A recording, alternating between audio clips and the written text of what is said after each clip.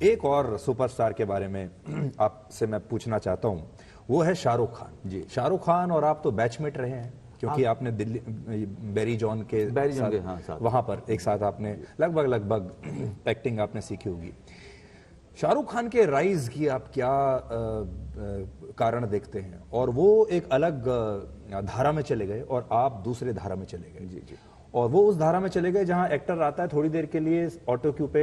मैं ये नहीं कह रहा कि वो ऐसा ही करते होंगे, बट एक्टर के अंदर इतना उसका ब्रांड वैल्यू इतना है कि वो सिर्फ ऑटो क्यू पे एक डायलॉग पढ़ के निकल जाता है, बाकी फिर यूनिट करती रहती है और वही फिल्म 1000 करोड़ कमा भी। शाहरुख बहुत मेरे ख्याल से मैंने उसके शाहरुख के साथ में वीर ज़ारा में काम किया था मैंने, और हम लोग की दुनिया बिल्कुल सही कहा आपने, हम लोगों की दुनिया बिल्कुल अलग है। वो एक अलग ढंग की फिल्म करना चाहता था, जो वो करना चाहता था शाहरुख ने किया, और कितना बड़ा स्टार भी शाहरुख बना। मैं जिस तरह की फिल्मों के साथ जुड़ना चाहता था, मैंने हमेशा उसके पीछे अपना ध्यान लगाया और मैंने वही किया। और मेरे दिशा में जाते हुए मैं जहाँ तक जा सकता था वहाँ तक आया हूँ, और बड़ा गर्व है मुझे अपनी यात्रा पे। लेकिन एट द सेम टाइम बड़ा सम्मान है शाहरुख के लिए मेरे दिल में, क्योंकि मैं जानता हूँ कि उसने क्या क्या झेला है इंडस्ट्री में आने से पहले, और कहाँ से आया और क्या क्या खोया, और उसने क्या क्या बनाया, कैसे कैसे बनाया। दूर से देख करके मैं सिर्फ और सिर्फ मेरे दिल से उसके लिए दुआएं निकलती हैं, क्योंकि जिस हालत में था वो, वहाँ से आगे जा कर के और इस मुकाम को हासिल करना और इतना भरा पूरा परिवार वापस से बनाना, ये इसके लिए आप तो उस आदमी की दाद दे ही सकते हैं। और वो बहुत हार्ड वर्किंग है, बहुत हार्ड वर्किंग। वो मैं जहाँ तक मैं जानता हूँ, जो थिएटर में देखा था या मैं सुनता हूँ, तो मुझे आश्चर्य नहीं होता है, क्योंकि उसे वो चीज़ जो वो उसे मिली, उससे बहुत अंदर तक उसको चाहिए थी, और उसके लिए उसने अपने हड्डी तोड़ ली, अपने घुटने तोड़ लिए। तो he is someone that you should only have regard for.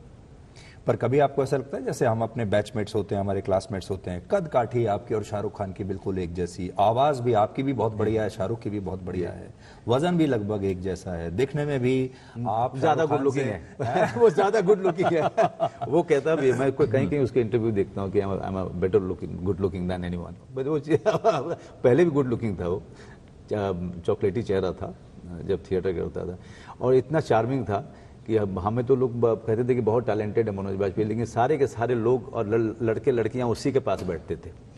तो वो चार्म जो था, चार्मिंग था, भाग्यशाली था, काबिल था, तो जहां पहुंचा वो पहुंचा। दूसरा एक आप में और शाहरुख में फर्क ये भी है कि शाहरुख ने बॉलीवुड को अपना लिया जी, शाहरुख अब इनसाइडर है जी, और आप अभी भी बाहर बैठे हुए हैं। जी जी। कभी आपको ऐसा लगा इस दौरान पिछले 30 साल में, कभी आपको एक फ्रस्ट्रेशन हुआ हो या आपको कहा हो कि Bollywood is not treating you well because you are an outsider, और आप एसोसिएट नहीं कर पाए उसके साथ, उस कल्चर में घुसे नहीं आप? नहीं, देखिए वो उसने अपनाया, वो उसकी यात्रा थी।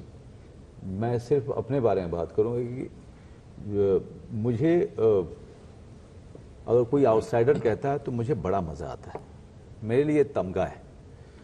और शाहरुख भी आउटसाइडर है, वो भी जो है बाहर से ही आया, और उसने अपनी अपनी जगह बनाई।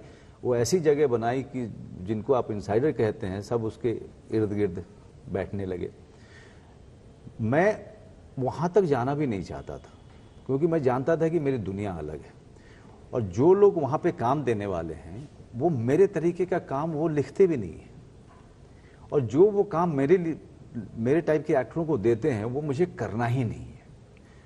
तो हम दोनों का एक दूसरे से जुड़ा हो ही नहीं सकता। जब वो संबंध बन ही नहीं सकता है तो उस मैट्रिमोनियल के पेज को पढ़ना ही क्यों है ना?